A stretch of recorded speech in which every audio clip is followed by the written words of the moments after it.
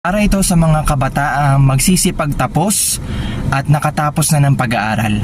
Una, magpasalamat ka kay Lord dahil sa mga blessings na binigay niya sa'yo, sa buhay na pinahiram niya sa'yo. Pangalawa, alam mo ba na 14 hanggang 16 na taon ang ginugol mong oras para makatapos lang ng pag-aaral? At alam mo rin ba na 14 hanggang 16 na taon ang sinakripisyo ng magulang mo para lang makatapos ka ng pag-aaral? Hindi mo alam kung ano yung mga pinagdaanan ng mga magulang mo para lang makatapos ka ng pag-aaral. Yung araw-araw na diskarte na ginagawa nila para lang makahanap sila ng pangbaon mo, ng pamasahe mo araw-araw at ang tuition fee mo.